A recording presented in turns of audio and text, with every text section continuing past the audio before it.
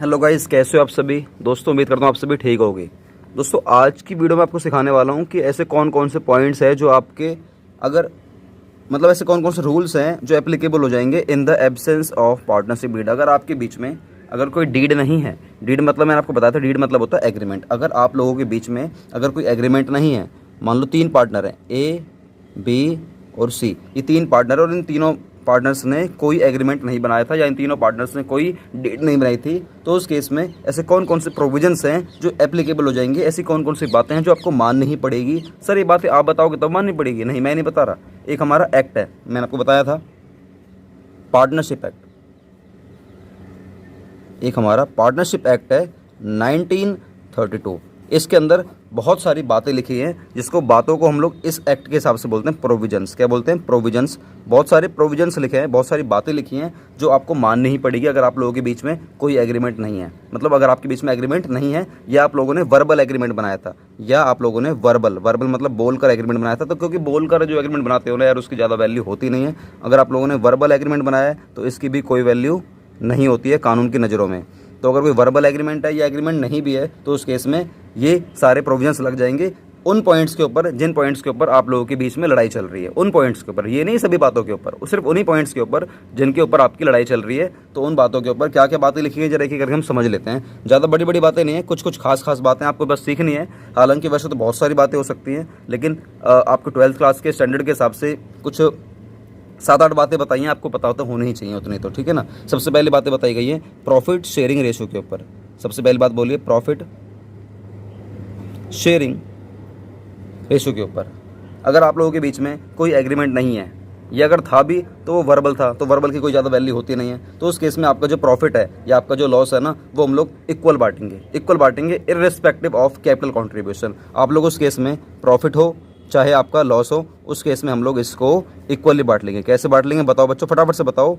Equally बांट लेंगे, दिमाग में रखना। अगर आप लोगों के बीच में कोई एग्रीमेंट नहीं है, तो उस केस में हमारा जो PSR है, प्रॉफिट शेयरिंग रेशो है, उसको हम लोग इक्वली बांट लेते हैं।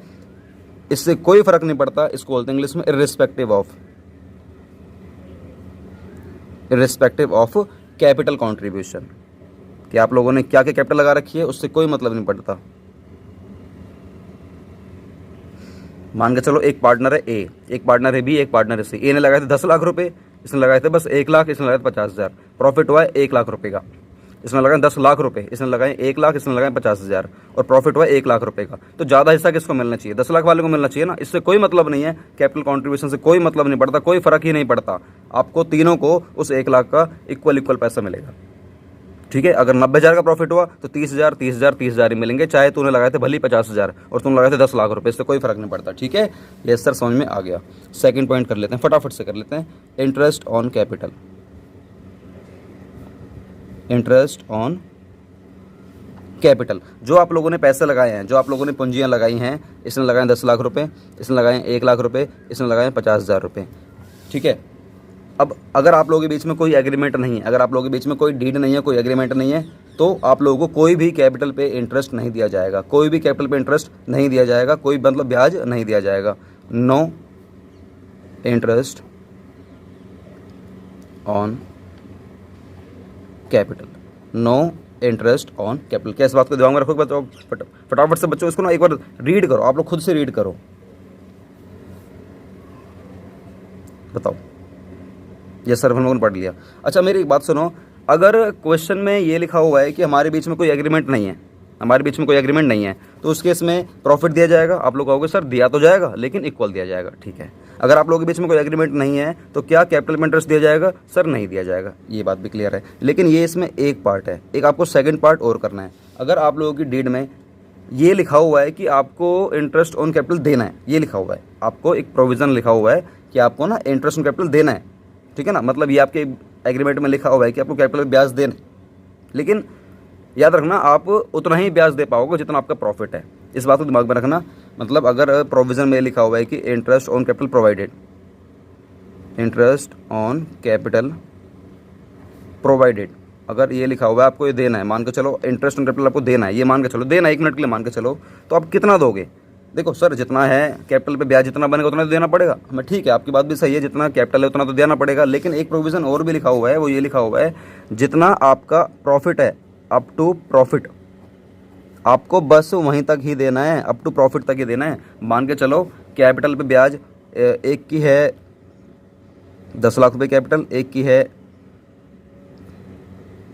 5 लाख और एक की है 1 लाख, और हर किसी को देना है मुझे 10% पर एनम के हिसाब से मुझे देना है, इंटरेस्ट ऑन कैपिटल देना है, 10% पर एनम देना है, ठीक है ना। तो 10 लाख वाले का बनेगा मेरा ब्याज बनेगा 1 लाख रुपए का ब्याज बनेगा, और 5 लाख वाले का ब्याज बनेगा मेरा 50,000 ब्याज बनेगा, और 1 लाख वाले 10% बनेगा मेरा 10,000 ब्याज बनेगा। तो टोटल जो मेरा ब्याज बनेगा वो बनेगा 1,60,000। जो टोटल जो मेरा ब्याज बनेगा कितना बनेगा दोस्तों, 1,60,000 रुपये का बनेगा। 1,60,000 का मुझे ब्याज बनाना है, ठीक है ना। मतलब ये मुझे देना है, इंटरेस्ट ऑन कैपिटल देना है मुझे, IOC मतलब इंटरेस्ट ऑन कैपिटल मुझे 1,60,000 का देना है। लेकिन जो मेरा इस साल कंपनी का जो प्रॉफिट हुआ है ना वो मात्र 1 लाख रुपए का हुआ है। ये मान के चलो 1 लाख का प्रॉफिट हुआ है। तो दोस्तों जो मैं इन बच्चों को, जो इन 3 पार्टनर्स को जो मैं कैपिटल पे इंटरेस्ट देने वाला हूँ ना, वो तो मैं दूंगा 10% के हिसाब से। 1,60,000 देने की बात उठी है, इतना दूंगा। लेकिन दोस्तों जो मेरा प्रॉफिट ही 1 लाख रुपए का है तो मैं 1,60,000 कैसे दे सकता हूँ? समझने वाली बात है ना। जब आपकी जेब में ही 1 लाख रुपए है तो आप 1,60,000 रुपये दे कैसे सकते हो? फिर उस केस में आपको 1 लाख रुपए ही देने पड़ेंगे। सर किस रेशो में देने पड़ेंगे? जो आपने ये निकाला ना, इंटरेस्ट ऑन कैपिटल निकाला है, मैं कैपिटल की बात नहीं कर रहा, ये आपने जो इंटरेस्ट ऑन कैपिटल निकाला ना, इसके रेशो में देना पड़ेगा। मतलब इंटरेस्ट ऑन कैपिटल के रेशो में देना पड़ेगा। ये जो 1 लाख रुपए है ना, ये तब 1 लाख बांटेंगे इसके रेशो में, 1,50,000 और 10,000 का जो रेशो निकल कर आएगा ना, इस रेशो में आप लोग ये बांटोगे। और मजे की बात है, जो आप रेशो निकालोगे ना वो इससे जो इसका निकल कर आएगा ना वही निकल कर आता है, ठीक है ना। वो आप लोग ट्राई करके देख लेना इसको। चलिए अगला चलते हैं। इसको वीडियो को ना इस वाले पॉइंट के लिए एक बार दोबारा से रिवाइंड कर लेना प्लीज़। थर्ड पॉइंट करते हैं, जब आपके बीच में डीड नहीं है, एग्रीमेंट नहीं, तो क्या क्या बातें लग जाएंगी। ये तो रहा इंटरेस्ट ऑन कैपिटल, एक होता हमारा इंटरेस्ट ऑन ड्राइंग, एक होता हमारा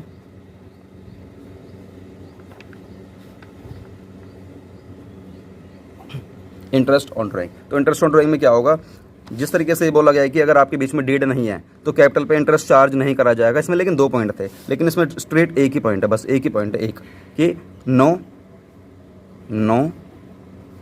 इंटरेस्ट ऑन ड्राइंग। मैं ऐसे लिख दो, इंटरेस्ट ऑन ड्राइंग IOD लिख दूँ, IOD, no interest on drawing charge.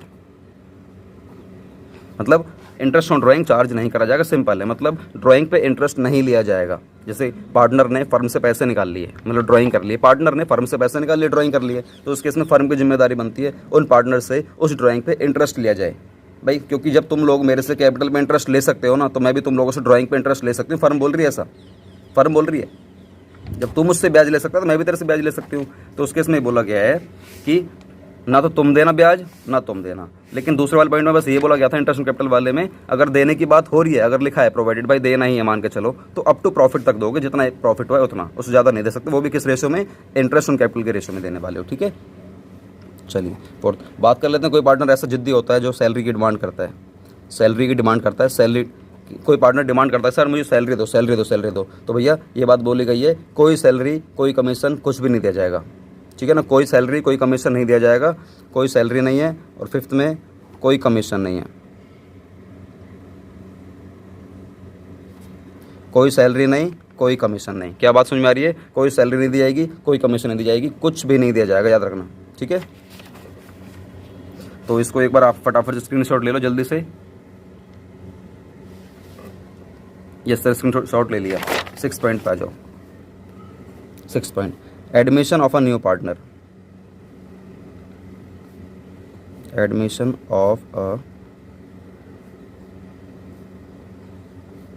New partner. जब आप लोगों के बीच में कोई एग्रीमेंट नहीं होता है, किसी भी पार्टनर के बीच में कोई एग्रीमेंट नहीं है, आप लोगों ने एग्रीमेंट बनाया ही नहीं था, तो उस केस में बोला गया है, देखो admission of a new partner, मान लो 3 पार्टनर है, 1 2 3, तो याद रखना तीनों की सहमति से ही उस नए पार्टनर का एडमिशन होगा। ये चौथा पार्टनर है, ये कह रहा है मुझे भी अपने बिजनेस में पार्टनर बना लो, मुझे भी बना लो, मुझे भी बना लो, मुझे भी बना लो। तो ये इसका जो एडमिशन है ना, जब ही होगा जब ये तीनों की सहमति होगी। अगर एक ने भी मना कर दिया ना, तो इसका एडमिशन होना मतलब नामुमकिन है, होगा ही नहीं है। एक ने भी मना कर दिया तो चाहे तुम लोग यहाँ पर, मैंने बोला था आप लोगों से, हमारे पार्टनरशिप में मैक्सिमम 50 पार्टनर बन सकते हैं, और 50 में से 49 लोग तो हाँ कर रहे हैं, है ना, और इसमें से एक मना कर रहा है कि नहीं यार मैं इसको नहीं लूँगा, मैं नहीं लूँगा उसको, ठीक है ना। तो दोस्तों ये फिर आएगा ही नहीं, याद रखना, ये फिर आ ही नहीं सकता किसी भी हाल में, ये आ ही नहीं सकता।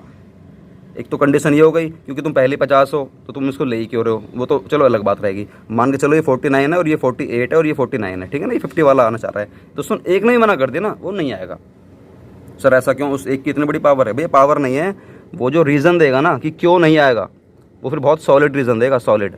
बहुत ही अच्छा रीज़न देगा जो कि कानूनन अच्छा होना चाहिए सबूत। तो अगर वो रीज़न सॉलिड है, बहुत अच्छा है, तो इसकी बात मान ली जाएगी। लेकिन अगर वो रीज़न सही नहीं है तो फिर ऐसी बात नहीं है कि इन 49 की ही मानी जाएगी, ऐसा कुछ नहीं। अगर एक ने मना कर दी तो वो नहीं आएगा, दैट्स इट, इतना ही कंसेप्ट है, दैट्स इट, नहीं आएगा। बस मैं ये कह रहा हूँ प्रैक्टिकल लाइफ में ना इससे फिर पूछा जाता है वो रीज़न क्या है, क्यों चाहता है कि भाई तू ये ना आए, बाकी सभी हाँ कर रहे हैं और तू अकेला ना कर रहा है, तो वो रीज़न पूछा जाता है। वो रीज़न सही है तो फिर इसको वैसे भी नहीं लेंगे, और रीज़न नहीं है तो फिर ये इसको ना मनाएंगे। ये नहीं कि अब रीज़न तो तेरा सही नहीं है, छोड़ भाई इसको ले लेना। एक ने मना कर दी तो वो नहीं आएगा, मतलब नहीं आएगा। Admission of a new partner में ये है with the consent of all the existing partners, जितने भी एग्जिस्टिंग पार्टनर्स हैं सभी की सहमति से ही आएगा। अगर एक ने मना कर दी तो वो नहीं आएगा, याद रखना, ठीक है ना। उस केस में चलो 7th, interest on loan. Interest on loan, interest on loan, ठीक है ना दोस्तों। ये बातें वो बोल रही जा रही हैं जो अगर आपके बीच में कोई एग्रीमेंट नहीं है तो। और ये वाला पॉइंट इकलौता ऐसा है admission of a new partner, चाहे आपके बीच में एग्रीमेंट हो चाहे आपके बीच में एग्रीमेंट ना हो, ठीक है ना, सभी की सहमति से ही नया पार्टनर आता है, सभी की सहमति से ही, सभी की सहमति। एक ने मना कर दी भी नहीं आएगा। लेकिन अगर आप लोगों के बीच में ये एग्रीमेंट हो रखा है कि भैया देख कल को कोई नया पार्टनर आएगा और देख तेरी सहमति हम लें चाहे नहीं ले भैया कोई फ़र्क नहीं पड़ता, याद रखियो, तो ये कह रहा है ठीक है ओके मेरी सहमति मत लेना आप लोग, तुम दोनों ही जो चाहो कर लेना। अगर आप लोगों के बीच में ये एग्रीमेंट हो रखा है तो फिर इससे परमिशन लेने की जरूरत नहीं है, फिर ये दोनों मिलकर भी इसको लेकर आ सकते हैं। ये रियल लाइफ में जाओगे ना तब जाके आपको समझ में आएगा। Yes sir, interest on loan की बात कर लेते हैं। आपके बीच में चाहे एग्रीमेंट हो चाहे आपके बीच में एग्रीमेंट ना हो, अगर आप लोगों ने अगर किसी पार्टनर ने फर्म को लोन दिया हुआ है सपोज दैट 1 लाख रुपए का लोन दिया हुआ है, और ये नहीं बोला था कि मैं कितने परसेंट से रेट ऑफ इंटरेस्ट चार्ज करूंगा, मतलब ये कितने परसेंट से लेगा। बस सीधी सी बात है, इसने लोन दिया है फर्म को तो फर्म की जिम्मेदारी बनती है ना इसको पैसा दे, कुछ ब्याज के साथ पैसा दे, और ये इनके बीच में कोई एग्रीमेंट नहीं हुआ था। अब कोर्ट में केस जा रहा है, इसने फर्म के ऊपर केस कर दिया कि भैया मैंने तो 1 लाख रुपए दिए थे, अगर ये 1 लाख रुपए मैंने बैंक में डाले होते तो मुझे कुछ तो ब्याज मिलता, लेकिन अभी मुझे कुछ भी देने की, मतलब ये कह रहा है कि हमारे बीच में एग्रीमेंट ही नहीं था।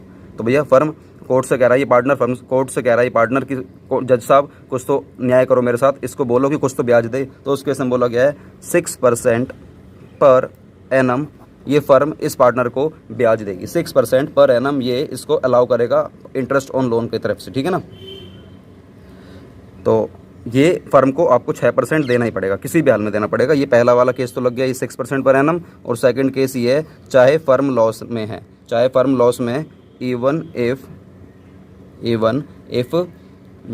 There are losses, even if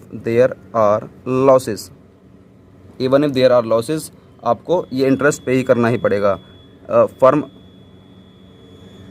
have to pay, firm को देना ही पड़ेगा टू पार्टनर्स।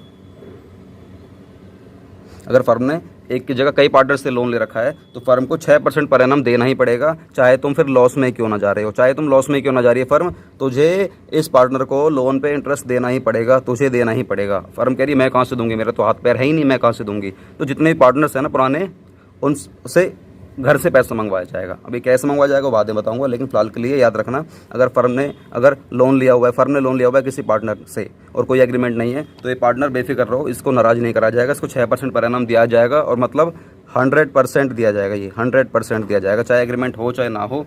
100% का मतलब है चाहे तुम लॉस में क्यों ना जा रहे हो, तुम्हें फिर ये देना ही पड़ेगा, चाहे कैसे लेकर आओ, कहीं से भी लेकर आओ, हमें नहीं पता, ठीक है। चलिए अगला पॉइंट करते हैं फटाफट से दोस्तों, मज़ा आ रहा है ना, ये सर मज़ा आ रहा है, ठीक है। Each partner can participate each partner can participate in the conduct of business,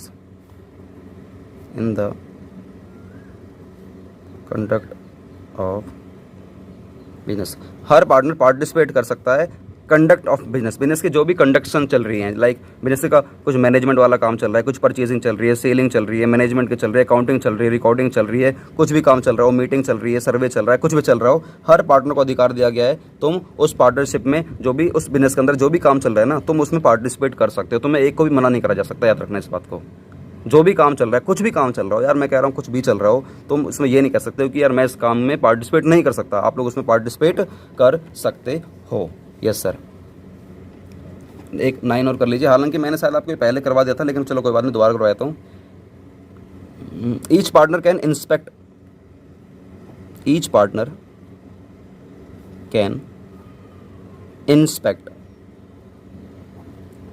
inspect the books the books of firm. Each partner can inspect the books of firm and can take a copy of the same.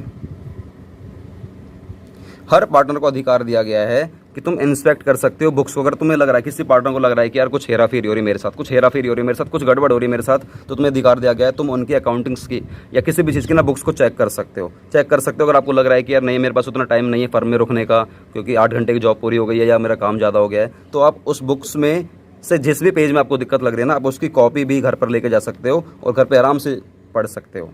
क्या दोस्तों याद रखोगे? हालांकि देखो ये 9 point है, मैंने आपको करवा दिया 9 पॉइंट। अभी होने को ना ये और भी बहुत सारे पॉइंट हो सकते हैं, लेकिन फिलहाल के लिए आपके सिलेबस में 9 पॉइंट काफ़ी हैं। आप ना पहले इन पे ही काम कर लेना। क्या बात समझ में आ रही है?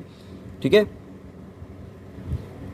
तो दोस्तों ये रहा हमारा आज का पार्ट नंबर 6, जिसमें सिखाया गया है कि वो कौन कौन से रूल्स हैं जो लग जाएंगे अगर आपके बीच में कोई एग्रीमेंट या डीड नहीं है, या आपके बीच में वर्बल एग्रीमेंट था और आप लोगों के बीच में कुछ फाइट चल रही है, कोई कोर्ट केस चल रहा है, तो उस केस में सारी बातें लग जाएंगी। अभी मैंने आपको सिर्फ 9 बातें लिखवाई हैं, होने को बहुत सारी बातें हो सकती हैं, लेकिन ये 9 बातें सफिशिएंट हैं आप लोगों के लिए क्वेश्चन करवाने में। तो गाइस ये रहा हमारा पार्ट नंबर 6 फंडामेंटल पार्टनरशिप का। अब आपका एक काम करना है यार, आपको पता है लाइक शेयर कमेंट के लिए मैं बोल बोल के थक चुका हूँ। आप प्लीज़ लाइक शेयर कमेंट करें, बढ़िया सा कमेंट छोड़ दें मेरे बारे में, और वीडियो को शेयर करें अपने सभी दोस्तों के साथ। ऐसी वीडियो, पावरफुल वीडियो आप लोगों को कभी मिस नहीं होगी। दोस्तों जो वीडियो दिखा रहा हूँ ना ये आप लोगों को, ये यार इतनी जान फूक रखे ना मैंने वीडियोज़ में, आपको ना बुक से पढ़ने की जरूरत नहीं, थ्योरी यहीं से पढ़ लिया, समझ लो सब कुछ पढ़ लिया। सच कह रहा हूँ, डीके गोयल पूरा कवर कर दूंगा, पूरा कवर कर दूंगा। डीके हो, टीएस हो या गूगल से कोई क्वेश्चन हो, सब कुछ कवर कर दूंगा। बस आपको इन थ्योरीज के नोट्स बनाने हैं। अगर आप नोट्स नहीं बना सकते हो, मुझे व्हाट्सएप पर हाई करके भेज दो मेरे नंबर पर, मैं इन नोट्स की पीडीएफ बनाकर आपको सेंड कर दूंगा यार, वहाँ से जाकर आप लोग नोट्स बना लेना। ठीक है, बस आप पढ़ते पढ़ते बनाओगे तो आपको मेरी हैंड राइटिंग समझ में आएगी, अदरवाइज थोड़ी सी दिक्कत हो सकती है। ठीक है, तो अभी गाइस मेरे पास बड़े बड़े यूट्यूबरों की तरह वो तो नहीं है, क्या कहते हैं, जो पैनल वैनल होते हैं जो लिख के पढ़ाते हैं, सामने भी आ जाते हैं। मेरा भी सामने आने का मन करता है, लेकिन मेरे पास अभी वो इतना बड़ा सेटअप नहीं है। तो गाइस थोड़ा सा प्लीज़ इस तरीके से एडजस्ट करो, जिस दिन मेरे पास थोड़ा सा पैसा आ जाएगा तो मैं उसको भी लेकर आऊँगा, फिर आप लोगों के सामने मैं भी अपना फेस लेकर आऊँगा। तो गाइस फिलहाल मैं ज़्यादा बातें नहीं करूँगा, ये हमारा पार्ट नंबर 6 हो गया। मैं पार्ट नंबर 7 के संग आप लोगों के साथ बहुत जल्द मिलता हूँ कल। ठीक है, चलो बाय, वंदे मातरम, जय हिंद।